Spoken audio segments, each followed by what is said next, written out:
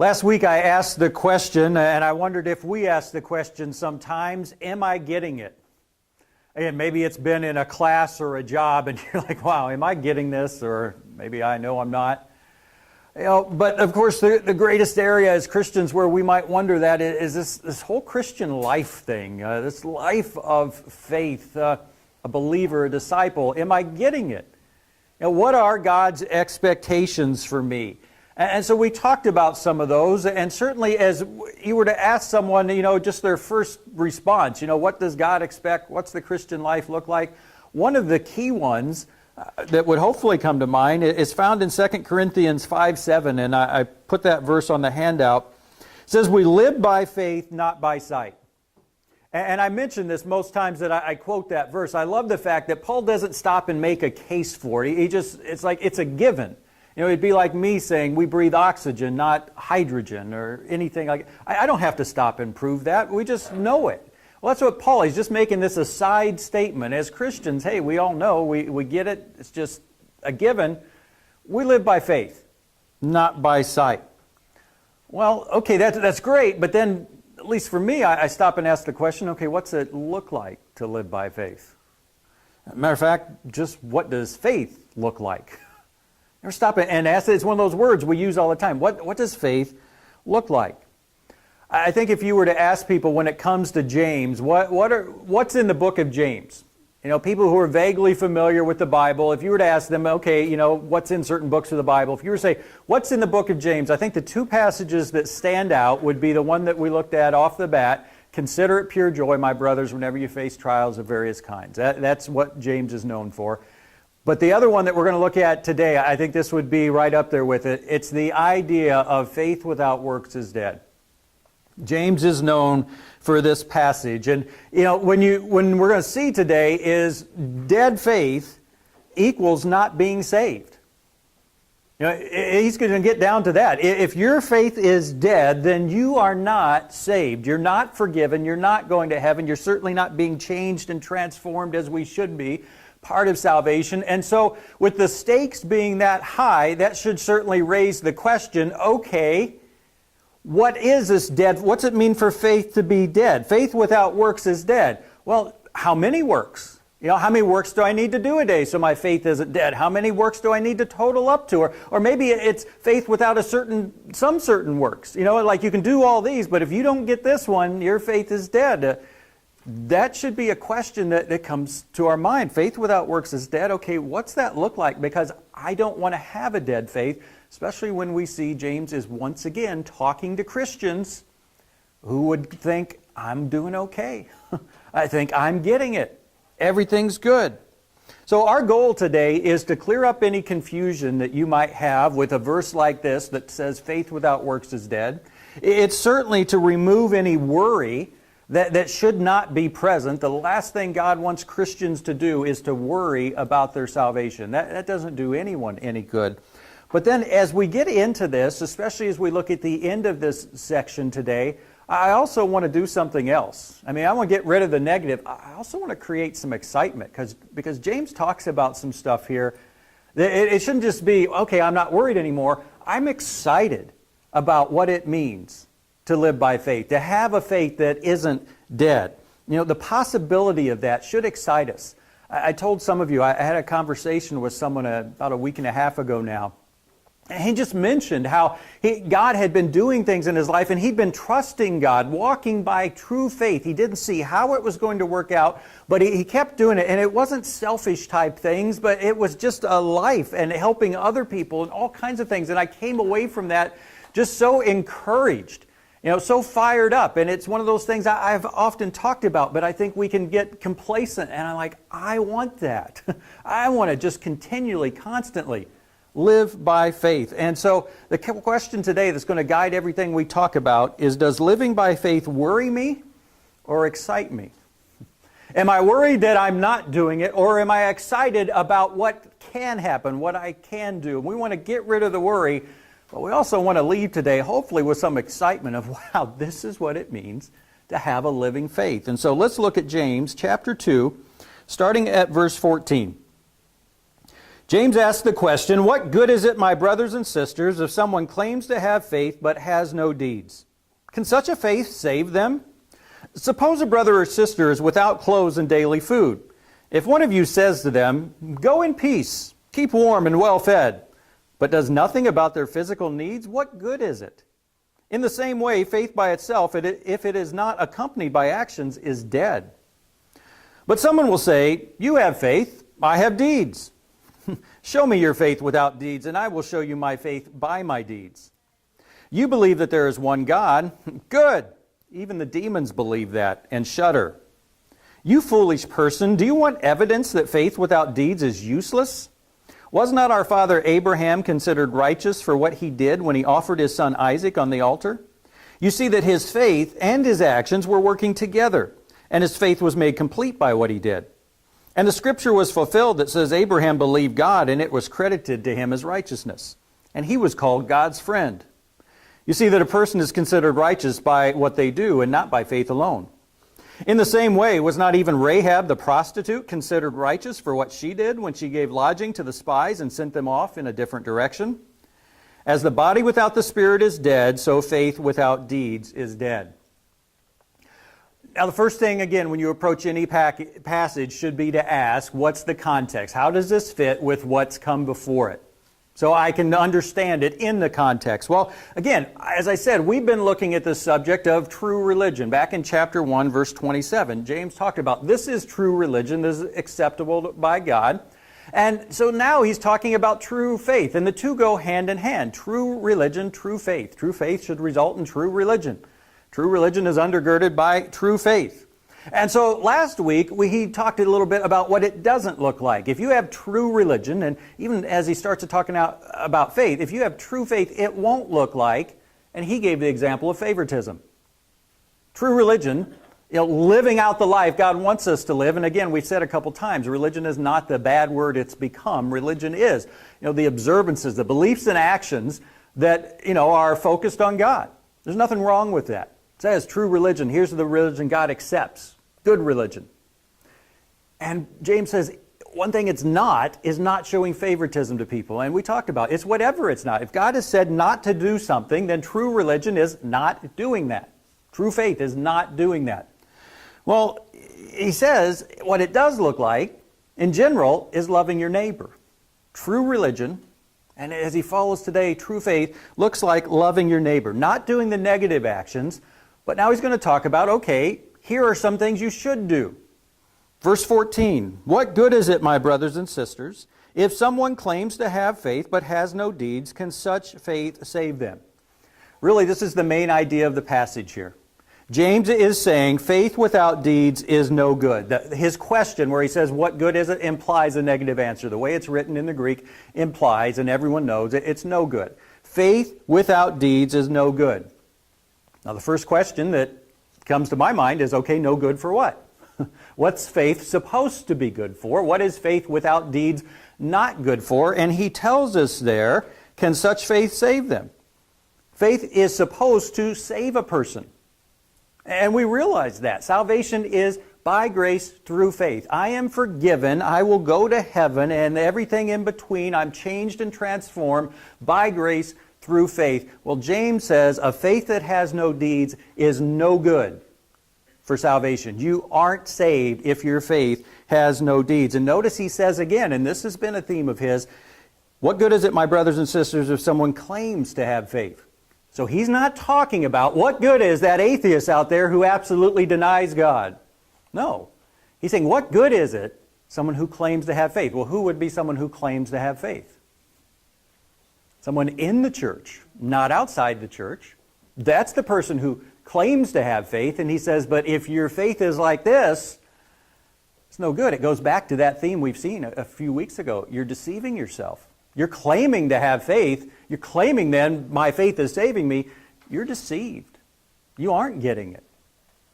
Now, notice one thing, and this is going to come out as well. James says here, if someone claims to have faith but has no deeds. He doesn't say if someone claims to have faith but doesn't have enough deeds. You haven't done enough. Or someone claims to have faith and their deeds aren't good enough. You aren't perfect. No. James knows that. God knows that. This is where you absolutely have nothing that flows from, that demonstrates, that follows from the fact, I have faith. No deeds. Someone claims to have faith but has no deeds. It's no good. And the rest of his passage is going to be proving that point. Faith without works is no good for receiving salvation. And so he's going to go on. He's going to give an illustration, suppose this. He's going to talk about the demons, and he's going to give some illustrations from Old Testament history. Everything else is going to prove what he says in this verse 14. So let's look at it. Verse 15. Suppose a brother or sister is without clothes and daily food. And again, you see this theme. Someone who, and this verse gets cited. Okay, there's a person without clothes or food. We need to take care of them. He says a brother or sister. Not saying don't help a non-Christian who's in need, but the focus over and over and over in the Bible is a fellow believer. Suppose a brother or sister is without clothes and daily food. If one of you says to them, go in peace, keep warm and well fed, but does nothing about their physical needs, what good is it? Now, he makes it clear this person is in dire need. They are next to naked. They have no food. It's not like, well, my clothes aren't really up to snuff or my jacket is dirty. Waiting to see if that got a response from someone in the back. We were kidding about her jacket being dirty. It's not like that I don't have the food that I want. This isn't my favorite food. I'd rather not eat the broccoli, something like that. No, this person has no clothes and no food.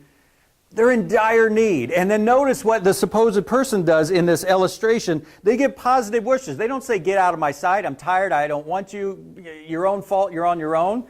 They say to them, they give them, go in peace, keep warm and well fed.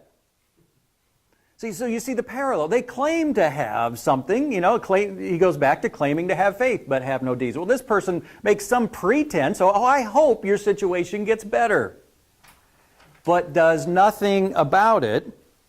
Again, versus does a little bit, gives them, you just gave them your old leftover coat. That's not good enough. No, that'd be great. Just gave them some food that, was, your family had eaten, was in the refrigerator. No, that'd be great. He says, does nothing about it. And then he asks the question, what good is it? Going back to the same question he asked, what good is it if you claim to have faith but have no deed? Well, they're both just as good, useless. They are no good at all. And he says, in the same way, faith by itself, if it is not accompanied by action, is dead. And dead faith is unable to save a person. Faith that has absolutely no actions, doesn't result in anything at all, is dead, and it can't save a person. Well, as we think about this, again, faith is what moves us from being lost to being saved. We're lost when we sin, when we violate God's principles. God, because He's holy, not because He's angry at us, because He's holy, cannot have anything to do with sin. Sin must be punished, so a person who sins is lost. Faith is what moves us from being lost to being saved. Ephesians says, for it is by grace you have been saved through faith. But that faith that's always talked about, and this is what James is making clear. Hey, that faith, whenever there's a verse like that, realize it's a living faith that's accompanied by actions. That's the faith that moves us from being lost to being saved. Again, it's a faith that isn't characterized and doesn't care about negative actions like the favoritism. If you have faith, you're not going to be showing favoritism to a person. It doesn't mean you're perfect, but you aren't going to absolutely ignore some principle that God said don't do it, and you just say, God, I don't care what you said not to do, I'm going to do it anyway. Faith doesn't do that. Well, it also, again, James' emphasis in this passage is, it's actions that do show love for your neighbor. If you have a living faith, it will result in some positive actions, things that show tangible love for people, whatever their need is. Here it's physical. These people are without clothes or food. If it's that, you do that. Whatever it is. And it goes back to some of the stuff, the examples we talked about last week. Remember? What's it mean to show love to my spouse? What's it mean to show love to my child? What's it mean to show love to my parents? To my friends, to believers, to non-believers, to co-workers, to bosses, employees. Whatever the situation is, what does it mean to show love? Because if I have faith in God, I'm going to meet the need of whatever that person I'm around. That's what it means. Now, will I meet it perfectly? No. And the closer you are to someone, the more you realize, my love for my spouse won't be perfect. My love for my child won't be perfect. My child knows that more than anyone. My spouse knows that more than anyone.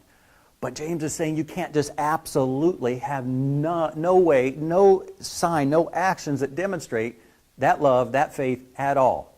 That's a dead faith. Then he goes on. He says, but someone will say, you have faith, I have deeds. Show me your faith without deeds, James says, and I will show you my faith by my deeds. You believe that there is one God? Good. Even the demons believe that and shudder. Now, one thing to realize here, there are no quotation marks in the Greek. And so different translations in James' hypothetical quote in different places. The New American Standard puts it all the way at the end of verse 18. You have faith, I have deeds. Show me your faith without deeds. I will show you my faith by my deeds. I think the NIV and other translations, the ESV, I think they get it right. James is saying there's someone out there, and who would this someone be? I don't know. He's just making the point. Someone might say, you have faith, I have deeds. So, in other words, the point is someone will say it's possible to have faith without any deeds at all, and it's possible to have deeds without any faith at all. That's what they put forward. And so James' response to that is the second half of verse 18. He says, okay, you say that, show me your faith without deeds. Stop and think about that for a second. Show me your faith without any actions. You can't do it. Now you could say, I have faith, I have faith, I have faith, I have faith. You can claim to have it, but you can't show it. People can't see your faith. The only way they see your faith is when they see actions that result from faith. Deeds, works, whatever your translation uses. And that's James' point. The only way is I will show you my faith by my deeds. How will you know I have faith? Well, because you'll see the things I do that result from my faith. If you have faith, there will be deeds that demonstrate it. That's his point. He says then, you believe there is one God. And again, for the Jews, the Jewish Christians he was writing to, that would have made them think immediately of the Shema, Hear, O Israel, the verse that they recited. And I forget, at least one time a day, maybe 2 or 3 times a day. Hear, O Israel, Deuteronomy 6:4, the Lord our God, the Lord is one. It's the foundation of their belief. It's the monotheism. There is one God. There is a God, there's one God. Set Judaism apart from all the other religions prior to Christianity. And good, he says, you believe that there's one God? Even the demons believe that. At that point, you're on the same level as the demons. Stop and think about it. The point is you can have genuine belief, but not have genuine living faith.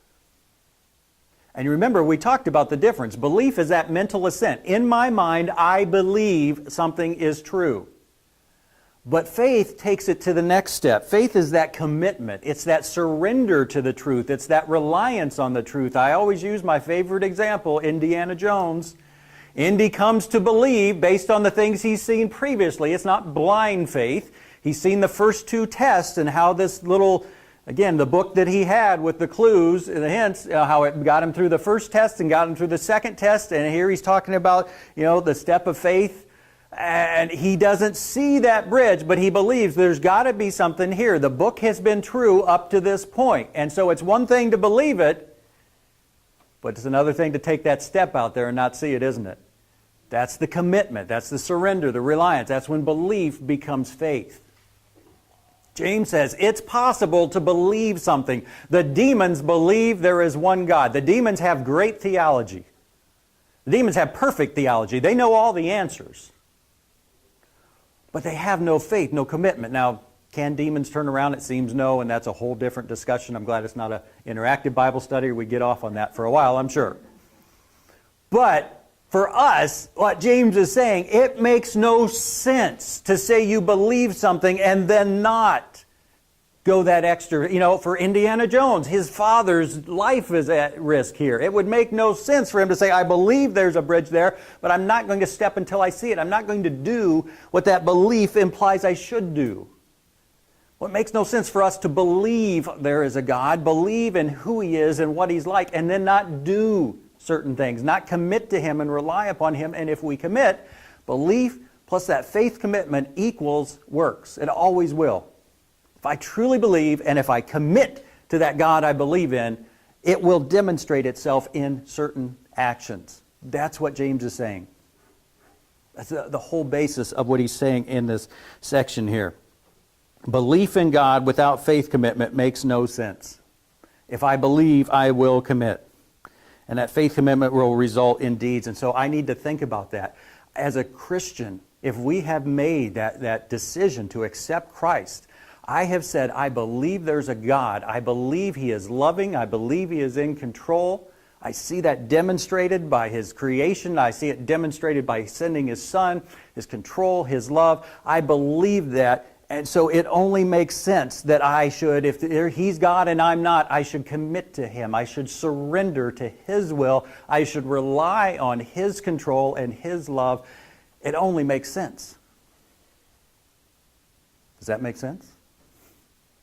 And if I do, there is no way that won't result in certain actions. There's no way it won't keep me from doing certain things He said not to do. Now, will I sometimes do them? Yeah, but I won't just willfully say, God, I don't care about you. No, I've already said I believe He's God and I'm not. I've surrendered to Him. I can't say I don't care about your will.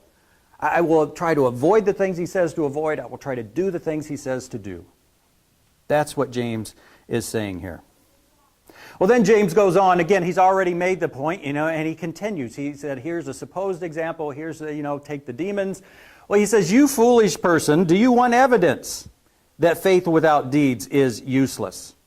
Now, remember in the Bible, when someone's called foolish, it's not that they're too dumb to understand. It's that they're too hard-headed to understand. There's a moral element there, and that's why it says in the New American Standard, you foolish person, are you willing to recognize? A fool is a person who, it's not that they can't understand the facts, they aren't willing to put two and two together. And so that's what he's saying. Are you willing to recognize, are you open-minded enough to recognize that faith without deeds is useless? Again, it's no good. And he gives two examples. First of all, verse 21, was not our father Abraham considered righteous for what he did when he offered his son Isaac on the altar? Now, if you've been in the Tuesday night Bible study, we should be pretty familiar with this. The story, God had promised Abraham when He called him, I'm going to make of you a great nation. Well, of course, the problem at that point, Abraham didn't even have a son. You can't become a great nation of many people if you don't even have one descendant. And he was old enough he should have a son by that point. And I tell you, now I forget. He's 75 and Sarah was 65? I know they're 10 years difference. Yeah, think about 75, 65. He should have had it, and that's the thing. But Abraham was considered righteous. Eventually, what he did is he received the son, and talking about offering his son, you remember when Isaac was around 15 or so, 15, 16, 17, God said, take your son and sacrifice him. Now, the verse makes it clear, God didn't want him to sacrifice. It was a test, but still Abraham didn't know what was going on at that point. And so James is referring to that. Was not our father Abraham considered righteous for what he did when he offered his son Isaac on the altar? Now, if you're familiar with the story in Genesis, you should realize, well, Genesis doesn't say what he did. Look at Genesis 15:6. Abraham believed the Lord, and it was credited to him as righteousness. So James says he was considered righteous for what he did. Genesis says he believed and it was considered righteous. How did those two work out? Keep reading. It says, you see that his faith and his actions were working together, and his faith was made complete by what he did. And the scripture was fulfilled that says, and here James quotes the same verse, Abraham believed God and it was credited to him as righteousness. And he was called God's friend. He wraps it up, he says, you see that a person is considered righteous by what they do and not by faith alone. Now, before we go back and deal with the Abraham details, I feel like, the elephant in the room is that last verse there. You see that a person is considered righteous by what they do and not by faith alone. This is the verse in James that has caused some people to say, hey, James, are you sure you got it right? People as prominent in theological history as Martin Luther. Martin Luther, who was known for initiating the Protestant Reformation, we are saved by grace through faith alone, not by works, contrary to what the Catholic Church had sort of had gotten to certainly put out there. Your works help save you. Luther said no. Well, then he reads James, and Martin Luther called James a right strawy epistle. It was made of straw. It couldn't stand up to the rest of the Bible. It just wasn't as good, as strong as the rest of the Bible, because this verse here. Well, how do you reconcile this with a verse like Romans 3:28, where Paul says, we maintain that a person is justified by faith apart from works of the law? James says, you see that a person is considered righteous, and realize considered righteous, justified, they mean the same thing, made right with God, in right standing. You don't owe a penalty. One says, James says, by what they do and not by faith alone. Paul says, by faith, and really, again, the way it's constructed, by faith alone, really, apart from works of the law. Well, the key thing here, two keys. First of all, Paul and James have a different focus. Paul is talking to people who are prone to legalism and thinking, my works earn salvation. James is talking to Christians who think, I don't really need to do anything as long as I believe the right stuff. And so they have a different focus. But even the way they use this word works, Paul says there, works of law. In other words, works that are part of this law system that, again, hypothetically says if you did everything God ever said to do and never did anything wrong, you could stand before God and say, listen, I deserve to get into heaven. And He'd say, you're right. You have never done anything wrong. You've always done the right. You've never sinned. Well, Paul says we're not saved under that system. We can't be. We are not saved by works of the law because we all fall short. We're saved by faith alone. James, on the other hand, talks about the actions that flow from faith. That's why he says a person is considered righteous by what they do, and not by, and really you could say that, not by a faith which is alone, by a faith that doesn't result in something. Because you can't have true faith and it won't result in something. And even Paul echoes this thought. Paul in Galatians 5 says, for in Christ Jesus neither circumcision nor uncircumcision has any value. The only thing that counts is faith expressing itself through love. So you see what he's saying? The only thing that really counts is when your true faith demonstrates itself in love. And that's what James is saying. Love your neighbor as yourself. Here's some things it doesn't look like. Here's some things it does look like. Paul agrees with him. So there is no controversy between Paul and James. So let's go back and look at the Abraham example he's using. Was not our father Abraham considered righteous for what he did when he offered his son Isaac on the altar? You see that his faith, verse 22, and his actions were working together. Now here's another verse that gets often misunderstood, and maybe you've heard an illustration that is absolutely wrong. Have you ever heard the illustration of faith and works are like two oars of a rowboat? And so to be saved, you've got to be rowing on the faith oar and the works oar. What's the problem with that? Yeah, it makes faith and works even, and it puts you back to you're not saved by, faith, you're saved by faith, not by works, to now you're saved by faith and works. Because what would happen if your works oar was doing nothing? You'd just be going around in circles. What if it wasn't doing enough? Still, you're going to be going around in a slower circle, a bigger circle. Yeah, it's totally wrong, totally misleading. It puts works on par with faith. That is not what it means. You see that his faith and his actions were working together, and his faith was made complete by what he did. The point he's saying is faith isn't complete until it results in works.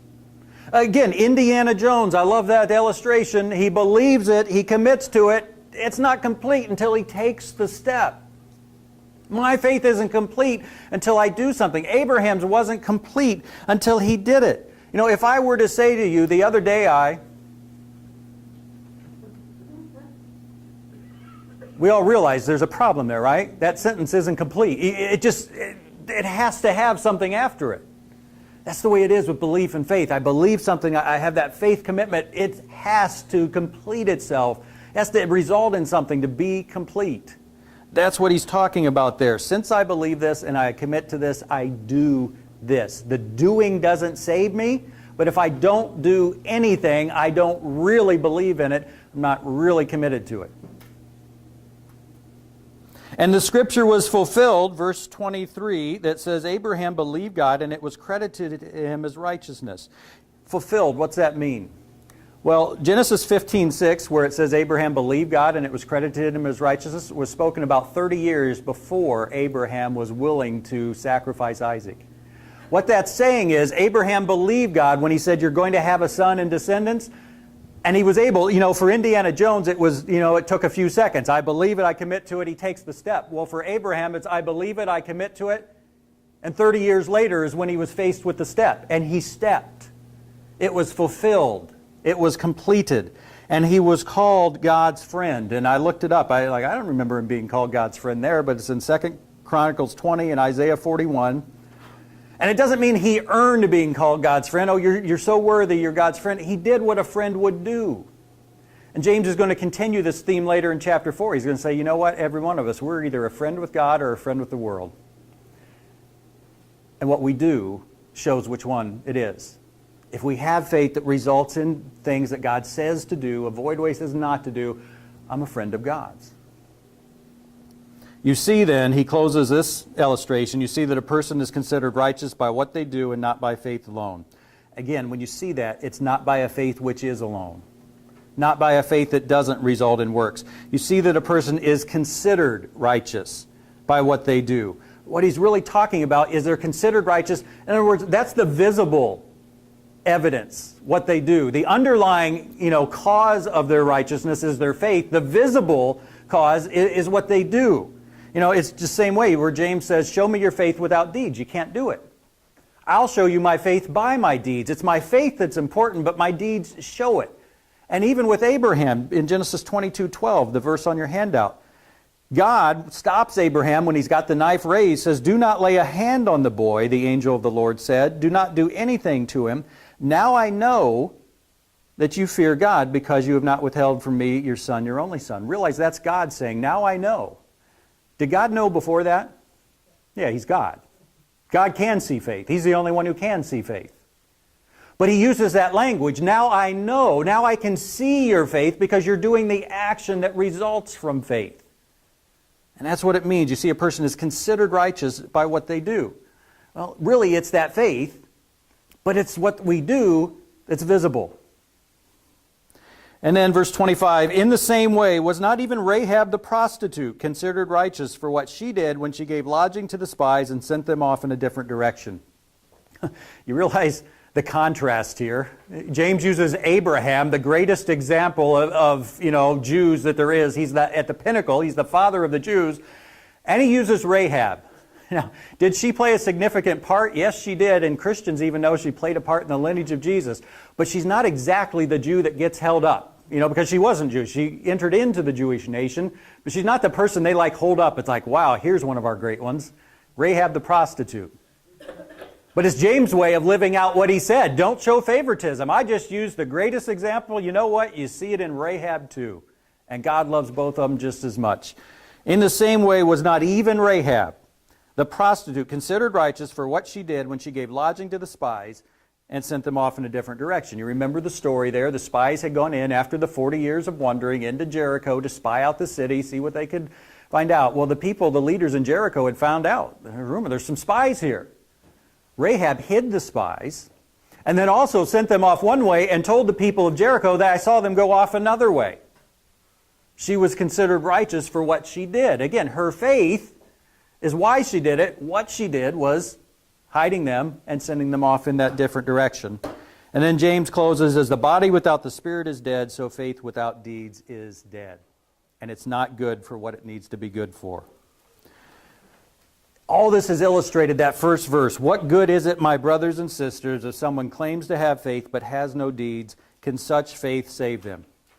I hope it's clear and always will be. We are saved by faith, not by works of law, but genuine faith will result in works. Genuine living faith will result in works. Again, belief plus a faith commitment, that surrender and reliance, that commitment, it's going to result in works. It can't but result in works. There's no way. It will. Again, there would be negative works we won't do. There will be positive works we will do. We'll show love to people by not doing the negative things, by doing the positive things. But as I read through this week, it struck me, these examples of Abraham and Rahab that he uses to prove that first point about, the brother and sister in need and all that, they had another dimension. And this is why the question today is, does living by faith worry me? And I hope now the answer is no. I know one way or the other. Again, maybe I should be not worried, but definitely I need to change, or at least I know. I'm not without any works. But the other side of this question is, does it excite me? What it means to live by faith. Because stop and think, his first example where he said a brother or sister comes to you and they've got no clothes and no food, helping that person, it's really just a matter of willingness, isn't it? Doing something for them, giving up, sharing a little bit of what I have, being inconvenienced for my time. Whatever it is, it's a matter of willingness. There's no risk to it. I guess if you had to say between the two, elements of commitment, surrender and reliance, is sort of the surrender. Like, God, you're God, I'm going to surrender to you. I don't really want to give up that extra jacket. I sort of was going to keep it for, these occasions, but I'll give it to them. The leftover I was going to have for lunch tomorrow, but okay, I'll give it to them. I'll surrender. I'll be willing to do it, whatever it is.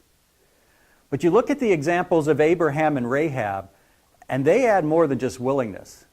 They had an element of risk. Both Abraham and Rahab were risking something. Risking losing something. Abraham was risking losing his son, which think of all it had taken for him to even get a son. And Rahab was risking losing her life. What would have happened to her if the officials of the town had found out she helped spies? That's been pretty universal throughout history. You help a spy, you're a traitor, you're put to death. So it adds that dimension there that I think, again, often gets overlooked. I remember a passage in the book Fresh Faith by Jim Cymbala of the Brooklyn Tabernacle Choir, and he makes the point. He says, in the church, we hear that someone has an affair, and we're like, that is so bad. How could that person do that? That's terrible. And is an affair wrong? Absolutely. But the point he makes is we hear of someone who doesn't risk, who doesn't take a risk for their faith or with their faith to do something that God calls them to do, and we say, oh yeah, I understand that. That is tough, to really risk something. To step out on faith like that, wow, I understand why you struggled with that one. And we look at the person who had the affair, like, oh, you're just cast off. He says, you know what? They're the same. Both of them are part of this life of faith, to obey God and to step out on faith. And really, even they're both stepping out on faith. Do you realize that? That even obedience is a matter of faith? Even when God says, don't do something, and I look at it and say, God, I'd really like to do that. I think my life would be better by doing that. It's a matter of faith to trust Him and say, oh, okay, you say not to do it. I'm going to do it because I've surrendered to you. You're God and I'm not. If you say not to do something, I won't do it. If you say to do something as much as I don't like it, I'll do it. Even that's faith. We don't use faith that way. We talk about that's obedience and the other side's faith. Well, they're all faith. But I do want to talk about, as we close this, I want to talk about the faith side of faith. The risking, because it definitely fits Abraham and Rahab. Think about Abraham. God had told him in Genesis 15, in the verses there, the word of the Lord came to Abraham, this man Eliezer will not be your heir.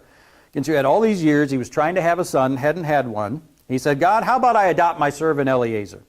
God said, no, but a son who is your own flesh and blood will be your heir. God took him outside and said, look up at the sky and count the stars. Now in the city here in Phoenix, it'd be like 10 maybe on a good night. But out there in the middle of nowhere, if you've been to places like that, they're numberless. He says, if indeed you can count them, then he said to Abraham, so shall your offspring be. And that's right before the verse. It says Abraham believed God. What did he believe? That he's going to have a son, and his son will eventually result in countless offspring. Abraham believed God. It was credited to him as righteousness. And so when he was faced with that test, Abraham, sacrifice your son, what was at risk there? Not just his son, but this promise in the descendants. But since he believed God, he trusted God, and he did the thing God called him to do.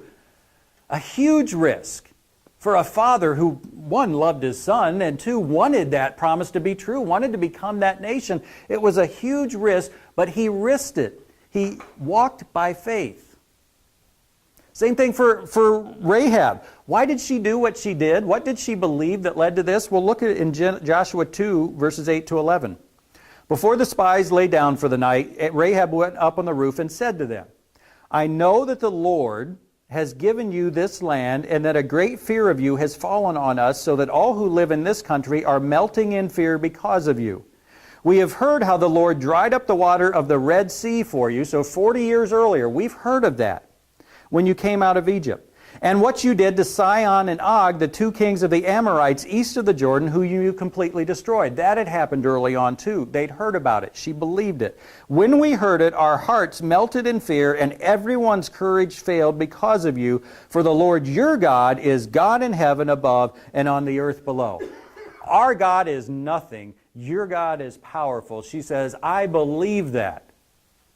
So it made perfect sense to risk her life to get caught by the leaders of her town and protect these people and send them off. It made perfect sense. She believed that. She committed to that. She did what it resulted naturally in.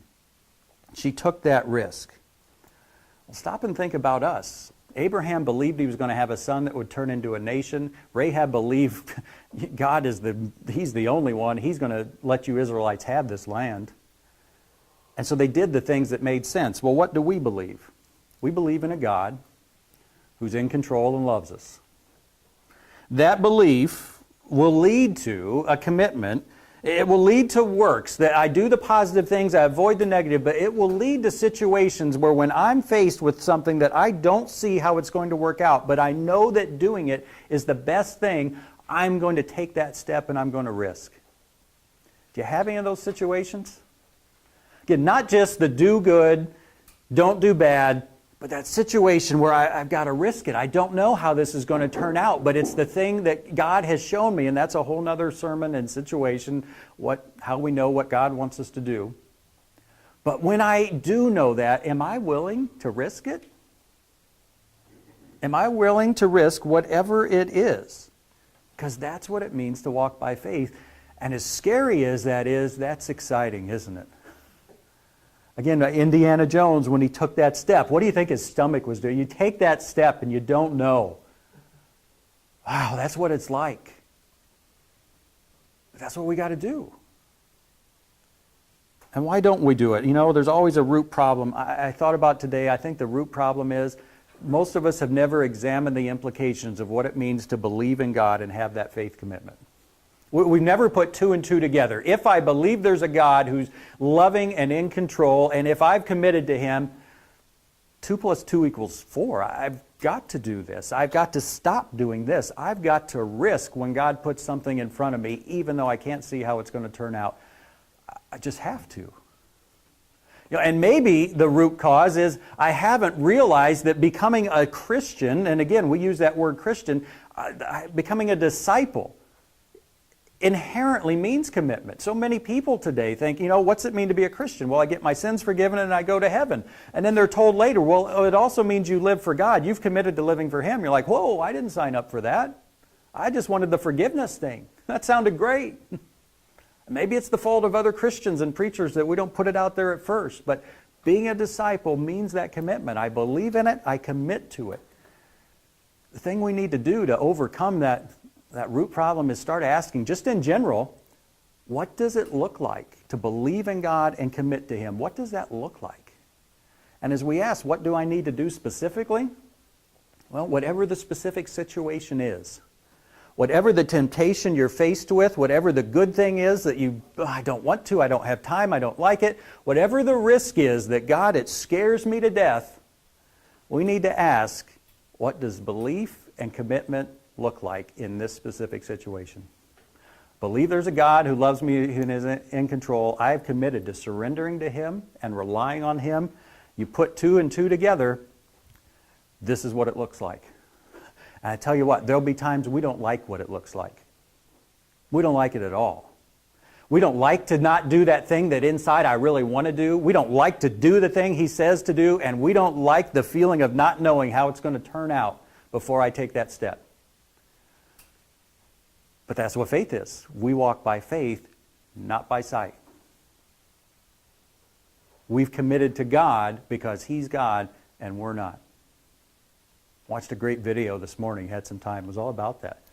You know, and I remember I did the series. You know, there's 3 things you have to ask. Is there a God? If so, is the Bible His Word? If so, what does it say? And he made the point, as Francis Chan, one of my favorite speakers, he made the point, and I thought, well, you need to, after that, all right, am I going to obey it? He says, no, that's really the second question. Is there a God? Is the Bible His Word? Am I going to obey whatever the Bible says before I even look at it? Then you look at it and see what it says. And he says that is not the same question as do I like what it says? Because there are times I don't like what it says. But if I become a believer, I've committed to obey whatever it says, do whatever it says, whether I like it or not. And the very nature of growth and transformation is I've got to do all kinds of things I don't like. I've got to stop doing all kinds of things part of me does like.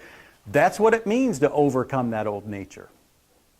I've got to start taking those risks and not just waiting until I see something. When God shows me what it is. All right. Now it's your turn. What's that look like? How do we do it?